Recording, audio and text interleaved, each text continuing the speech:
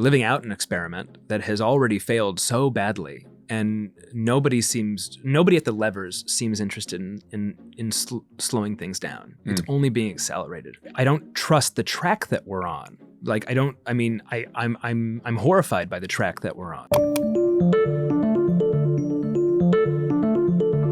I'm Jon Favreau, and you just heard from today's guest, director Ari Aster. So Ari stopped by our studio yesterday to talk about his new film, Eddington, which, cards on the table, is one of my favorite movies of the year. It is very funny, very dark, kind of insane, incredibly offline. He's actually described it as, quote, the movie Twitter wrote. It's set in a small town during the summer of 2020, and it's basically about people losing their minds after being glued to their screens during the most tumultuous year of our lives. And yet, like I said, it is very funny. I laughed throughout most of the movie. So we talk about the movie, but for those of you who haven't seen the movie, first, go see it. Second, we talk a lot about social media, the political moment we're in, the specter of political violence, what scares him about AI, and whether we can ever get back to having shared reality in this country. Ari Aster, welcome to Offline. Thanks for having me. So I started this show in the middle of the pandemic because I felt like living through a deadly plague in our homes on our screens with limited social contact in the midst of a presidential campaign that ended in a violent insurrection might have left us with some unresolved issues that we're all still working through. You have made a movie, one of the first, I think, that really feels, sounds, looks like a movie about living through the miserable insanity of that time period. And yet, I was just telling you, I laughed a lot. I laughed through most of it. Good. Why did you want to tell a story about those years? Well, I mean, I started writing it at the time. The film is set in late May, early June 2020, and that's when I kind of that was the height of sat down to try to grapple with it. You know, I was mostly just feeling, a lot of fear and anxiety and dread. And I wanted to understand it better. I think that's kind of the only way to get past what you're afraid of, what you're feeling. And all I know is that, that dread has only kind of increased and like risen in me. So making the film didn't conquer it. But I also think it's because what happened in 2020, we haven't metabolized it because we're still living in it.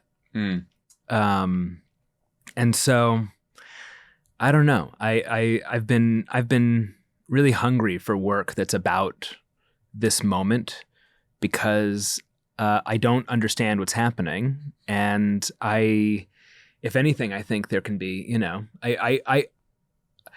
if I see something that reflects my experience in any way, I feel less alone. Yeah. And so that's and it's a period that made us feel quite alone. Yeah. Well, I think that's part of what's happened with this new digital connected world is it's created these new forms of solitude. Yeah. I'm lonely in a way that I've never felt before. Right. Even though I always think that these devices, our screens, give us the illusion of connection. Yeah. But we're in our heads. We're in our heads. We're deeper in our heads than ever. How did you experience the pandemic? Like when you were thinking about this, were you just on your screen all the time? Were you largely alone? Like, what were you feeling at that moment? I was feeling, well, I was just kind of living on the internet, living on Twitter. I wasn't tweeting, but you were scrolling. I was scrolling and I was retweeting and I was, and I was being like really, I knew that I was being agitated, but it wasn't really until I got off Twitter that I realized just how agitated I was. When did you get off Twitter? I got off Twitter around the time Beau came out, where I was just like, you know what, I think I better unplug here. But because I was working on Beau at that time, I kind of rushed to get as much of that time on paper, and kind of create an archive of that time as I could before moving back to Bode, just so I had something really solid to come back to. And I recognized at the moment, I mean, I don't know if this is right, but the feeling was everything is changing so quickly, and there's no way to get your hand around whatever this world is that we're living in, unless I did just decide, I'm going to make this film about 1 week, and that way, no matter what changes, I can always come back to that week. And so I'll make a period piece. And so, a big part of that process at that moment was I want to take a lot of screenshots, and I created a few different burner accounts or profiles on Twitter, and I got myself into different algorithms. Were they sort of divided by politics? Like, did you go down a right wing and a left wing, and then just and then the Nazi. I was going to say, was it like wing? Was it not surprising but shocking to you once you sort of refined your scrolling to different accounts and different algorithms? I don't want to say it was like totally shocking, because I understood what was happening, but I was really disturbed by just how hard it was to get out of those algorithms. And I really tried. I tried to sort of reset things on all of them and see, like, okay, now what would it mean to kind of get myself out of this like quicksand, and only to land in some other quicksand. And I found that I couldn't, and that's what really. I mean, I was already worried, but that only pushed that further. The movie's fascinating because each of these characters in the film is sort of in their own algorithmic bubble, and so they're together, but they're on their phones. Yeah, and because they're on their phones, because they're all getting different information, it sort of sharpens the divide between them. Mm-hmm. And I just thought it was, and of course it's set in a small town in New Mexico, fictional town, and I was just struck by how you were able to really capture the sort of physical, social disconnect we have with other people because we are so in our phones all the time, and everyone's reality is different. Yeah, that was the idea, was to make a film about a community that was no community at all, right? Like that it's people who are living in, the same spaces, but on different planes. And people who are living in different realities, who just are completely unreachable to each other. And I felt it was important to kind of treat all of these people as people who are gripped by like a real like yearning and conviction, and they all can feel very clearly that something is really wrong, and so they're activated in that sense, but they just all disagree on what that thing is or what the source of that thing is. And so they're all kind of they're all kind of living in a sort of stasis, in these different in this like system that's based entirely on feedback. And they're all very self-aware, but they're not. And then they're not self-aware, and they all know history, right?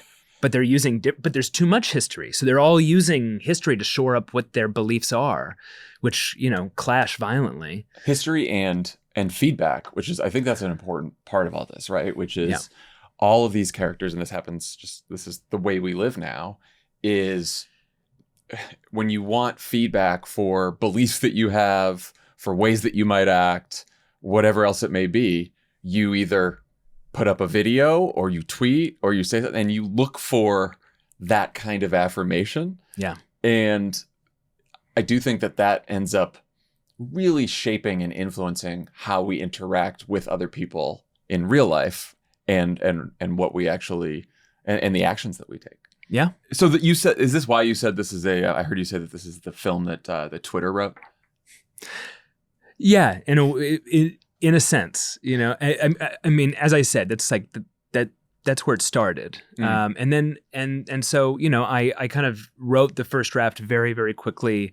Went off to make Beau is Afraid, and then when I was in post production on Beau is Afraid, started rewriting it, and then I flew back out to New Mexico. I'm from New Mexico. It's the region that I know best, the Southwest, but specifically New Mexico. And so I went back out, drove around the state, went to different counties to talk to different sheriffs, went to small towns to talk to, mayors, police chiefs, public officials.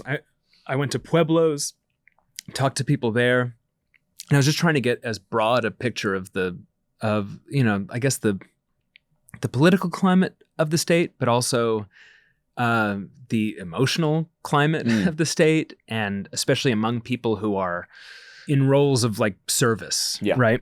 And I found that was huge. That really helped the movie get away from me, and it helped, because the film is satire, but it was very important to me that the film be empathic, and that I see myself in all of these characters in the film. Offline is brought to you by OneSkin. What does your skincare routine look like? Before OneSkin, it was just putting some water on my face once in a while. Yeah. No, lucky if there was soap. No.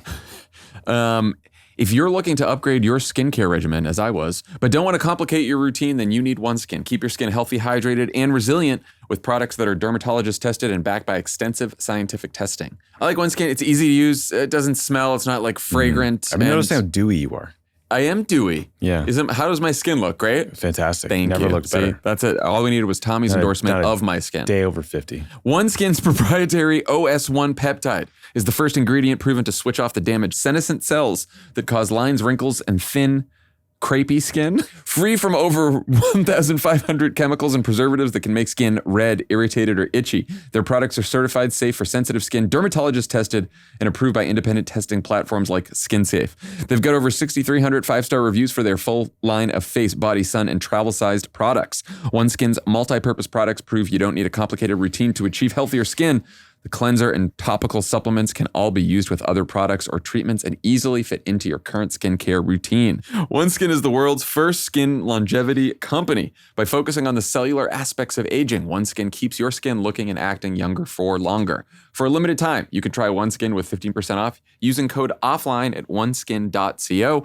That's 15% off oneskin.co with code OFFLINE. After you purchase, they'll ask you where you heard about them. Please support our show and tell them we sent you. Give your skin the scientifically proven gentle care it deserves with OneSkin. Offline is brought to you by Naked Wines.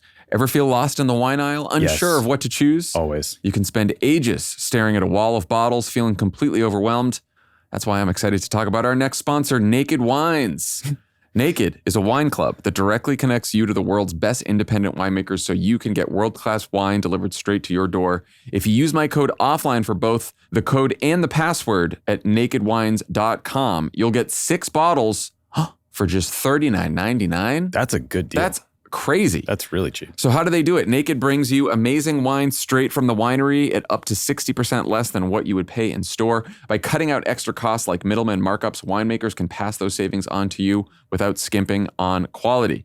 Let me tell you, Tommy and I both walked out of this office last night holding a box of 6 bottles of Naked wine each. And it was very fun because I think we just checked we liked Sauvignon Blanc, and they just give you a variety pack. I know.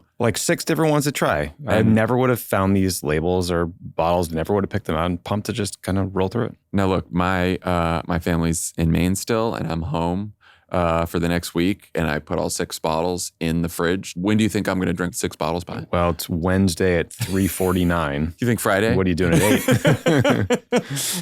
8? Naked Wines has been around for over 15 years and backs over 90 independent winemakers around the world to make the wine you love to drink.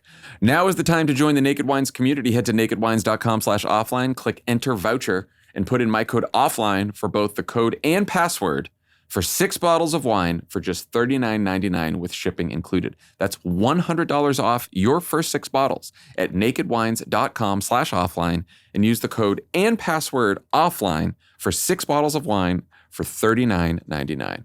I'm very interested in, you did this online research where you like have these different accounts and you're taking screenshots, and then you do this very offline research where you like go to New Mexico and travel around the state and talk to people. How did you notice, like, what was the difference between what you heard from people on the ground there about pandemic era politics, sort of the overall climate, versus some of the stuff that you saw on Twitter in your digital research? All the digital stuff is affected by the fact that people are able to kind of, most people are not fully anonymous online, but there's there's a cruelty and like and like a nastiness about everything I was gathering online, and a smugness and a and a dismissiveness of anything that might conflict with what you believe or what you feel, and I found that meeting a lot of these people, a lot of whom had, real feuds in their public lives. I guess, for instance, one sheriff who I found particularly interesting, and I flew back out with Joaquin so that he could meet him, and Joaquin's character is kind of modeled on this guy.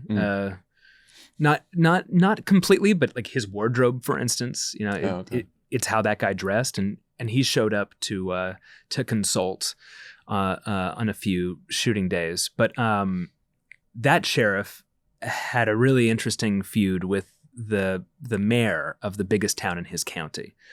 Was it over COVID restrictions?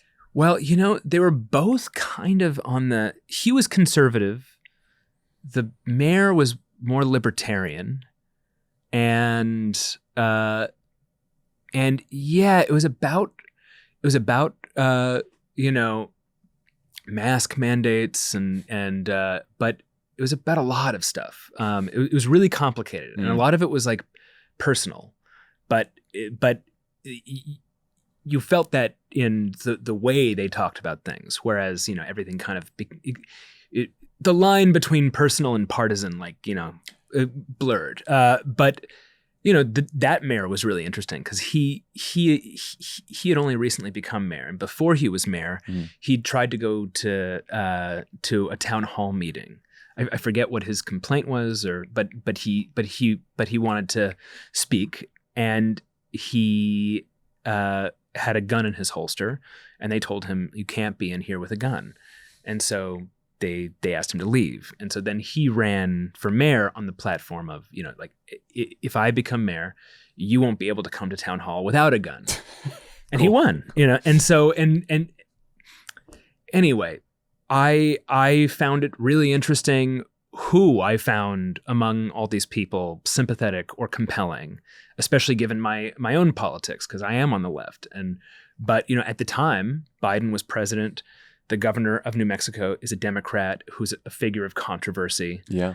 And I found that a lot of for instance, like the mayors who were Democrats, and were feeling kind of like, they were satisfied with the status quo, and they were very dismissive of anything that anybody else was feeling that contradicted their talking points. So I actually found talking to them kind of boring.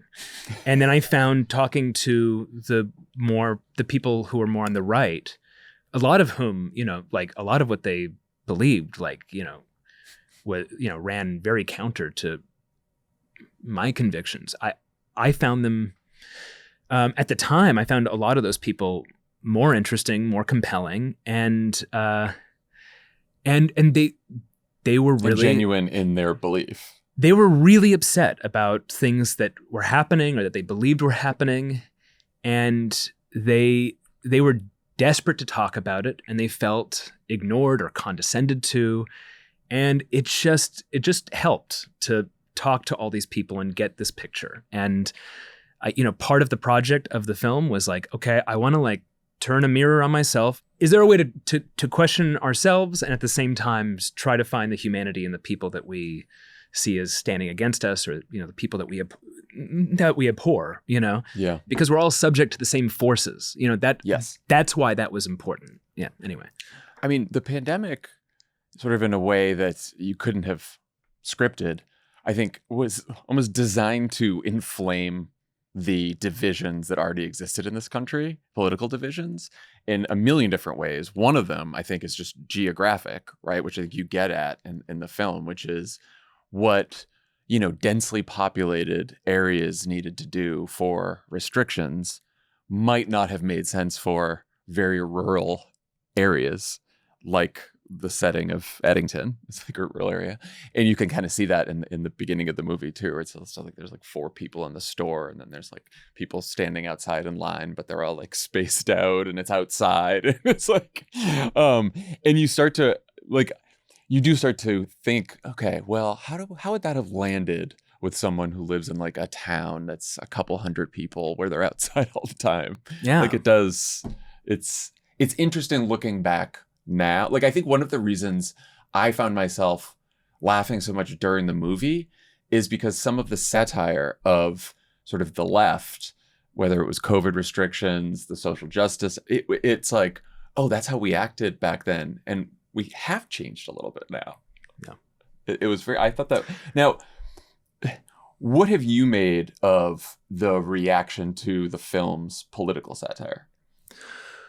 Well, I knew that the film would be polarizing because it's about polarization, and it's about how polarized we are. I would say that, I've heard like some critiques that I find to be sort of bad faith takedowns. Like I think the argument that the film is centrist is a bad faith reading. Yeah, I get that. And I do hope my politics kind of come through by the end. But, part of what was important to me is that the film also kind of be inscrutable. And, just in order to be interesting, honestly. I mean, if I was going to make just like another ideological screed, like a film that was just strictly partisan in its politics, then I would have only reached the choir that I was preaching to. And I have very clear politics, but that felt way too narrow. I wanted to talk about like the environment that we're living in. And a key to the film, maybe the key, is that, there's a data center being built outside of the town. Yeah, an AI. We begin with that, we end with that. That's a bit of a spoiler, but that for me is what the film is really about. And it's about a bunch of people who are at each other's throats, and who, are warring on ideological grounds that in some ways are, have been complicated by personal conflict. Meanwhile, like above them, hovering above them is a big problem that they're not seeing, that they're missing, and that is changing them. So it's a film that is, in one way about a bunch of people navigating a crisis, COVID, while another crisis incubates. And they are essentially a bunch of like burgeoning cyborgs. They are being changed, but there's but we can't even fathom the change that's coming. And I think that even with the change that we've gone through over the last decade or so with social media, like one of the more pernicious effects of this technology is I think it sort of blinds us to the fact that it changes us, because no one wants to readily admit that our minds are being shaped by fucking algorithms. Yeah. Right. And so it's just sort of, it's become it's a difficult problem to solve, because a lot of people were like, well, other people are crazy conspiracists, but not me. No. It's like, well, we're all subject to the same algorithmic feeds. And yeah. So meanwhile, I'm finding it harder and harder to even think. Like I find thinking to be more difficult, and we're outsourcing our thought to this new, more and more people are going to Chat GPT and to learn about themselves, or to like. I read something about just how many people are like kind of relying on these like language models to serve as their therapists. Yeah, their friend, their assistant, their pal, their lover. I mean, it's like it's getting some guy's marrying one, right? Yeah, Isn't that what this it is now. Like it's. No, it's So when before I saw the movie, I just saw some of the, like, it was described as divisive movie, and politics. And I was like, great, pandemic era, divisive political movie. I'm in. Let's check it out. And then, as I told you, I was like, watch the whole thing. And I went to the premiere with my brother, who's an actor. And afterwards, I was like, we were both laughing. We both loved it. And he's like, I don't get why they're calling it divisive. And I was like, I get why, because it skewers sort of the left, definitely skewers the right, but the people who review movies and critique movies that are in this world tend to be on the left side of the spectrum. So I imagine that it's going to rankle some people, even though it's satire and some of it's exaggerated for effect, but it's also, I don't know, I didn't take it as too exaggerated with some of the things I've seen online. No, I mean, look, and like I said, I see myself in all these characters, especially with those kids. In some ways, they're callow, or I would say one of those kids who kind of joins the BLM movement, right, for like not very impressive reasons. He wants right? to meet a girl. Yeah. He wants to meet a girl, and so he is cynical. That character is cynical. And then you have other characters who I think are not there for cynical reasons, and they might not see themselves as well as they could. But for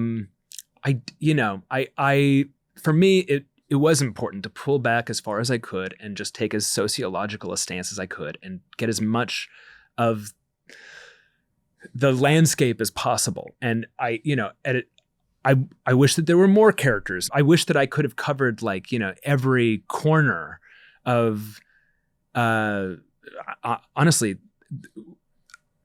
of the culture at that moment, without sacrificing narrative coherency or just telling us without neglecting to tell a story. But I did as much of it as I could without having the cacophony that I was trying to represent, just drown out any sense. So I guess I've gotten a little lost in my answer here, but just to say, the project was, can I find a way to describe the incoherent miasma and have it still be coherent? If you haven't heard already, Vote Save America has launched a brand new pilot program to recruit candidates in Arizona, North Carolina, and Texas. We're talking school board, city council, state legislature, really important races that sometimes people, we just don't field candidates for. And we need to in order to build a bench for the long term. And 2026, as we all know, could be a turning point. But if no one's running, we can't win. And that's where you come in. This is the best, most effective way to get involved. And Vote Save America has great partners on the ground who've already identified the races that need candidates. And they're here to connect you with the tools, training, and support to get started. This is how we flip states. So if you're listening, if you thought, me run for office? No way. Think about it. We're here to help you out. Vote Save America is here to help you out. Some great organizations on the ground are, and you are needed. And so think about running for local office. We've already had so many people sign up, more than we ever expected. So the response has been overwhelming, and it's really important to do this. So really think about it. Sign up at votesaveamerica.com/run to learn more. Paid for by Vote Save America. You can learn more at votesaveamerica.com. This ad has not been authorized by any candidate or candidates committee. Offline is brought to you by Hiya. Typical children's vitamins are basically candy in disguise, filled with 2 teaspoons of sugar, unhealthy chemicals, and other gummy additives growing kids should never eat. That's why Hiya created a super-powered chewable vitamin. Hiya is made with 0 sugar and 0 gummy additives, yet it tastes great and is perfect for picky eaters. Hiya fills in the most common gaps in modern children's diets to provide the full-body nourishment our kids need with a yummy taste they love. Formulated with the help of pediatricians and nutritional experts, Hiya is pressed with a blend of 12 organic fruits and veggies, then supercharged with 15 essential vitamins and minerals. Hiya is designed for kids 2 and up and sent straight to your door, so parents have one less thing to worry about. We love Hiya vitamins in our house. Charlie's been taking high vitamins for a long time, and he likes the taste, and we like that they're not sugary, and we also like that he's getting all the vitamins he needs because he's certainly not getting it from the food he eats. And are you tired of battling with your kids to eat their greens? Hiya now has kids, daily greens, and superfoods, a chocolate-flavored greens powder designed specifically for kids, packed with 55-plus whole food ingredients to support brain power, development, and digestion. Just scoop, shake, and sip with milk or any non-dairy beverage for a delicious and nutritious boost your kids will actually enjoy. We've worked out a special deal with Hiya for their best-selling children's vitamin. Receive 50% off your first order. To claim this deal, you must go to hiyahealth.com/off. This deal is not available on their regular website. Go to hiyahealth.com/off and get your kids the full body nourishment they need to grow into healthy adults. Offline's brought to you by Mint Mobile. You know what doesn't belong in your epic summer plans? Getting burned by your old wireless bill. While you're planning beach trips, barbecues, and 3-day weekends, your wireless bill should be the last thing holding you back. That's why you should make the switch to Mint Mobile. With Mint, you can get the coverage and speed you're used to, but for way less money. And for a limited time, Mint Mobile is offering 3 months of unlimited premium wireless service for $15 a month.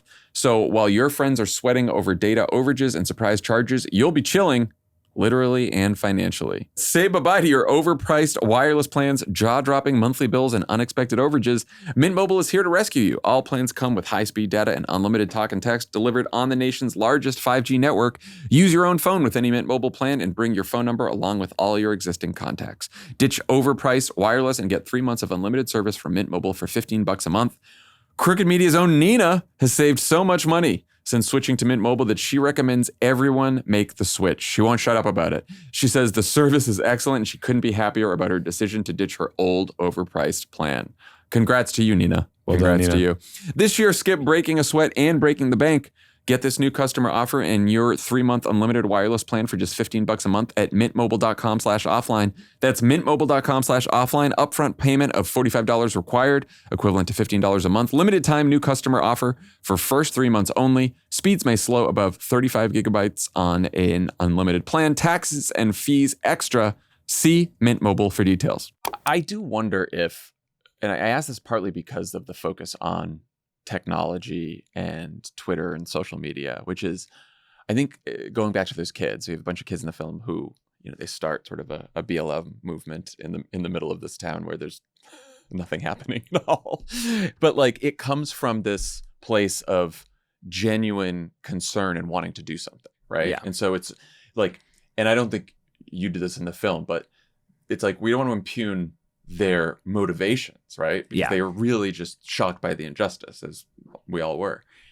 But there's something about social media and this age that turns like genuine concern into this need for performative politics. And I think that it's, I do wonder if it's the performative aspect of politics now that has fucked things up so badly on both sides, certainly. But I do think on the left, like I know this, that when I speak to, I could speak to organizers who spend their time like knocking on doors for candidates who are on the far left, on the center, and they all probably have more in common and can get more done together and have like more nuanced conversations and are more persuasive with voters than people who spend most of their time online.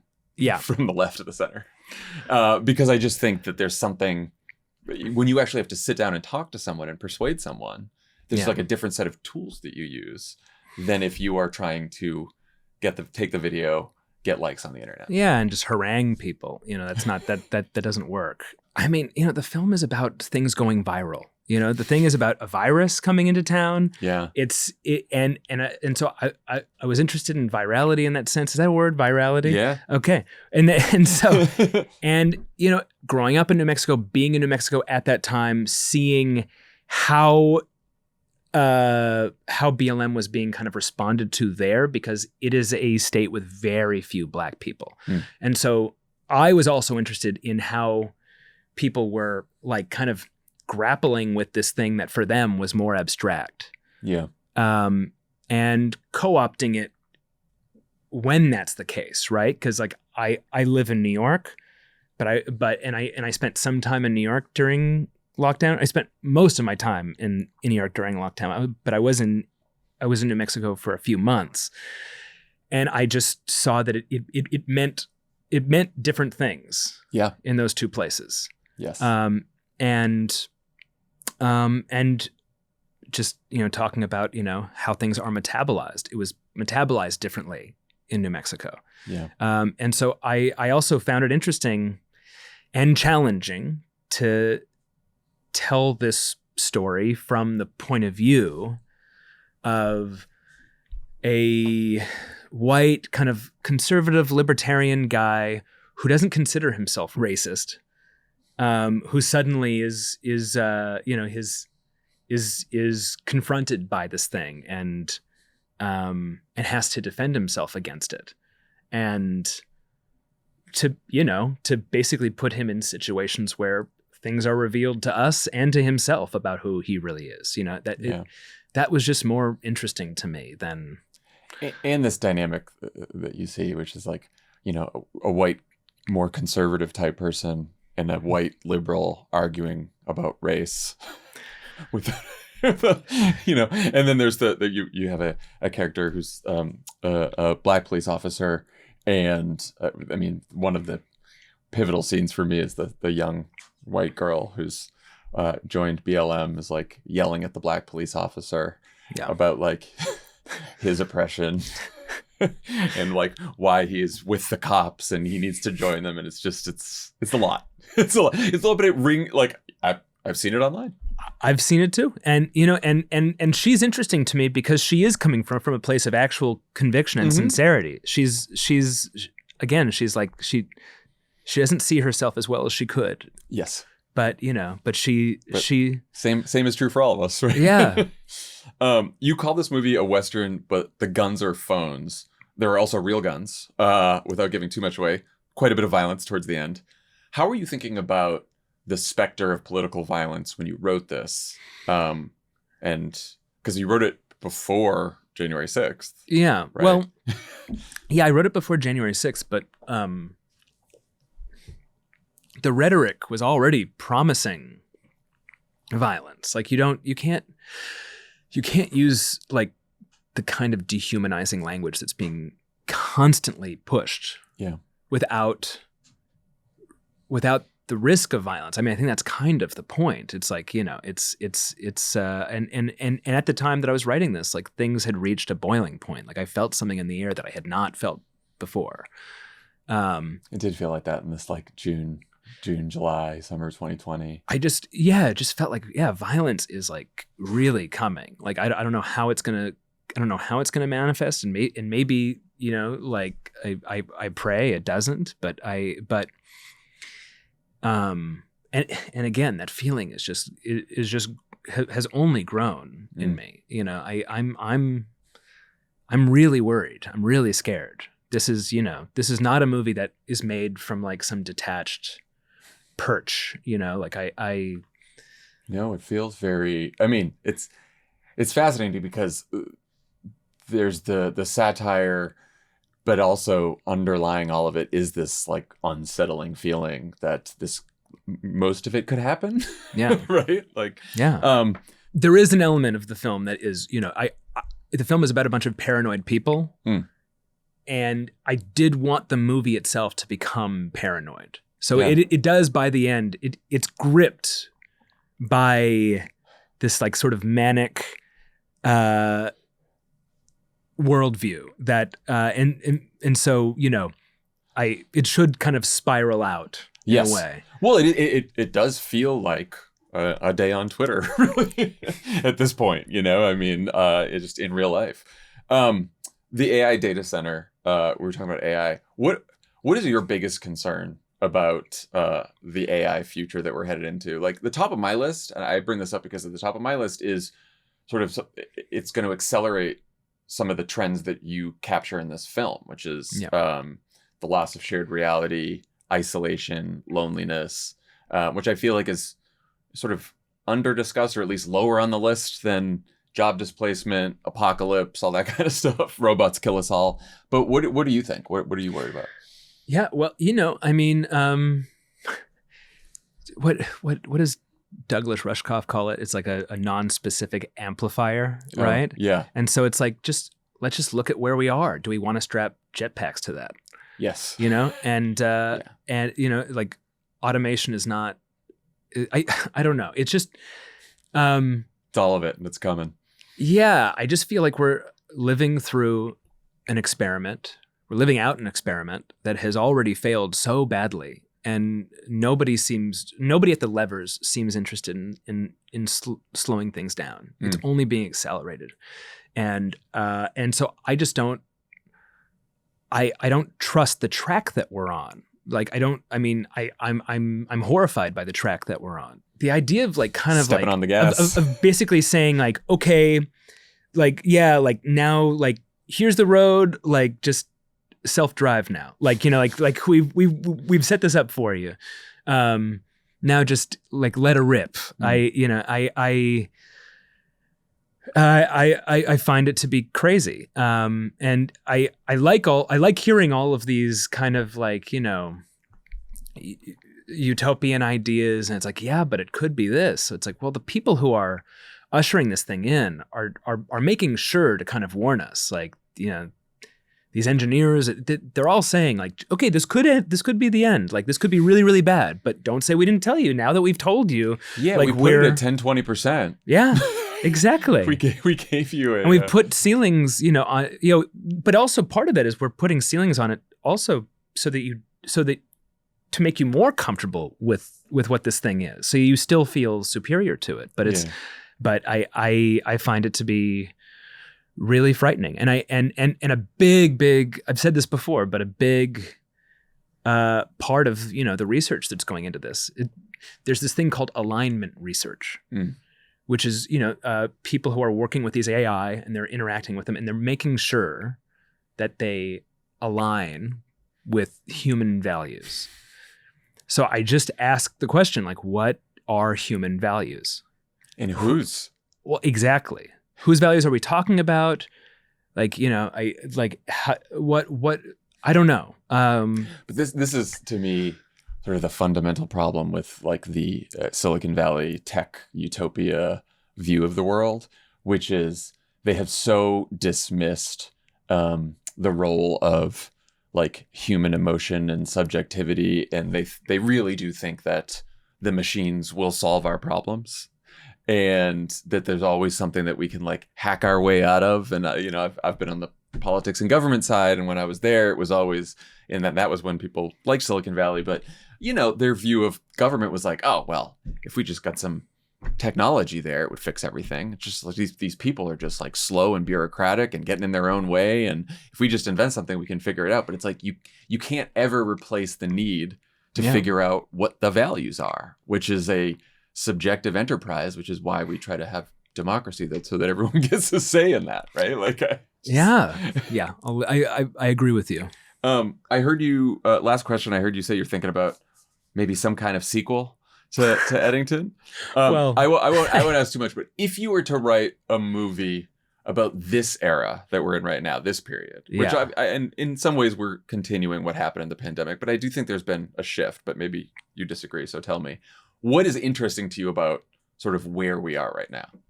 What is interesting? I don't know. I know. What do you think has changed? I know what's terrifying about where we are right now. Yeah. I think this is just like a deeply ugly moment. Yeah.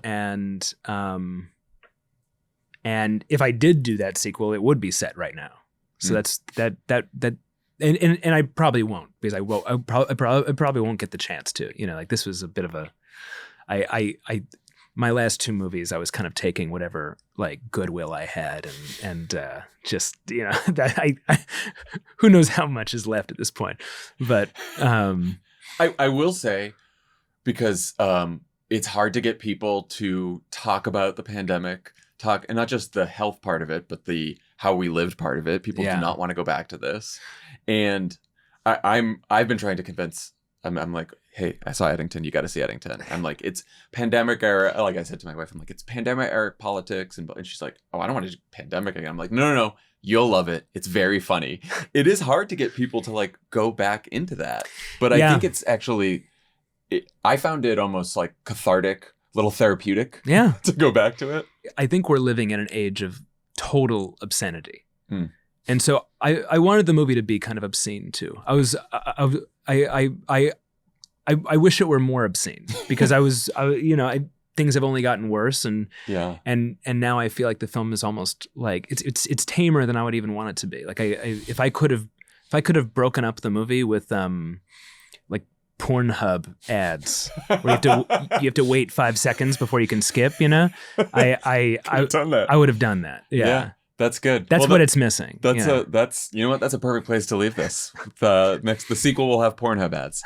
Ari Aster, thank you so much for joining Offline. The movie is Eddington. Everyone go see it. You will laugh. It is if you like this show, if you listen to Pod Save America, it is a good intersection of the cultural, technological, and political moment that we were in the pandemic, and many times we are still in today. So thanks for the movie, and thanks for coming by. Thank you.